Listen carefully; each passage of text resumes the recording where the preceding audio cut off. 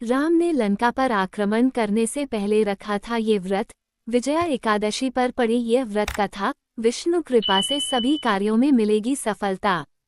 फाल्गुन माह के कृष्ण पक्ष की एकादशी तिथि को विजया एकादशी का व्रत रखते हैं। विजया एकादशी का व्रत रखने और विष्णु पूजा करने से कार्यों में सफलता प्राप्त होती है। यदि आपको कोई विशेष कार्य करना है तो आप विजया एकादशी का व्रत विधिपूर्वक रखें और पूजा करें। भगवान विष्णु का आशीर्वाद लेकर कार्य का प्रारंभ करें, उस कार्य में आपको विजय प्राप्त होगी। जो लोग विजया एकादशी का व्रत रखेंगे उनको विष्णु पूजा के समय व्रत कथा जरूर पढ़नी चाहिए।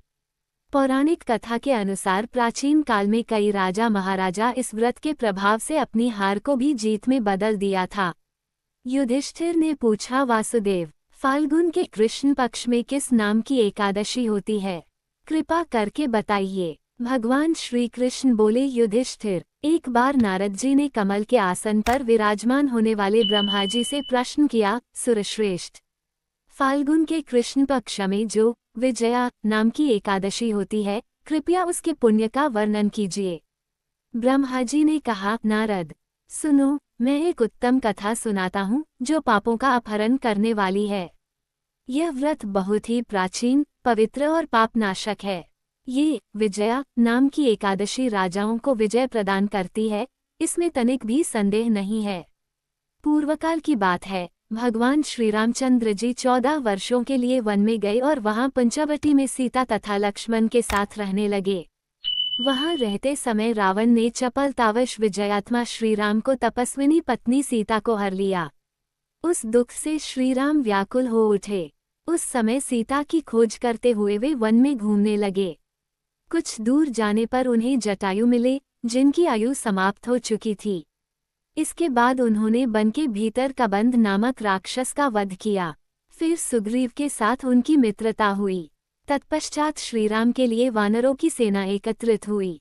हनुमान जी ने लंका उद्यान में जाकर सीताजी का दर्शन किया और उन्हें श्रीराम को चिन्हस्वरूप मुद्रिका प्रदान की।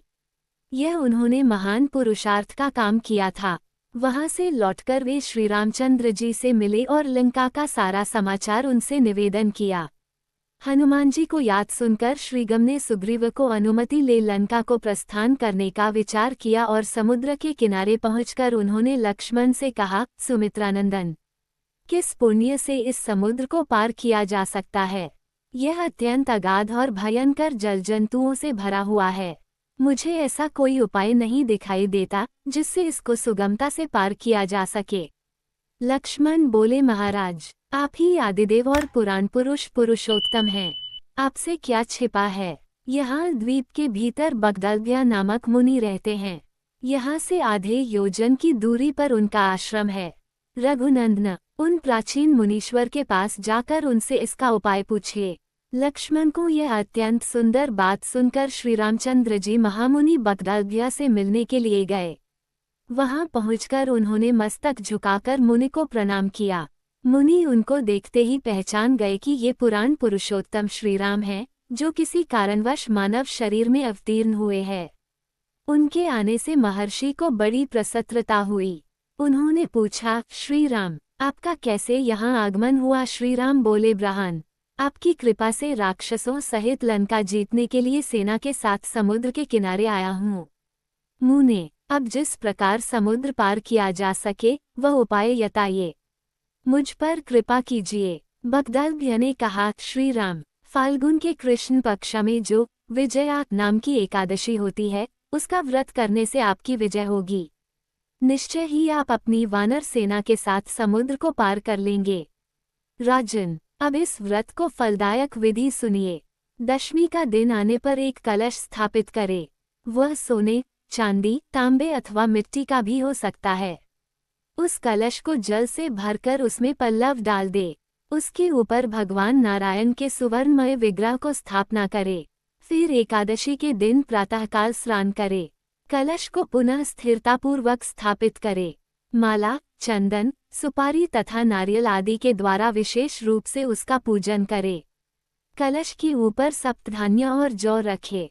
गंध, धूप, दीप और भांति भांति के नैवेद्य से पूजन करे।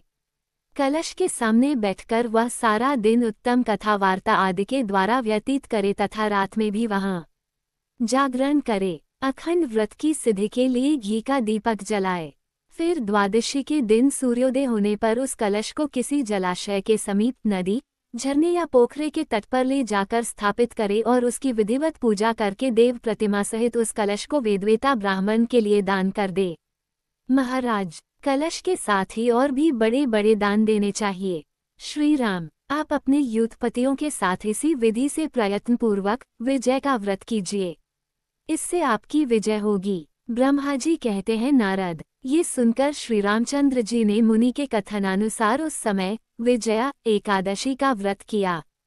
उस व्रत के करने से श्री रामचंद्र जी की विजय हुए। उन्होंने संग्राम में रावण को मारा, लंका पर विजय पाई और सीता को प्राप्त किया।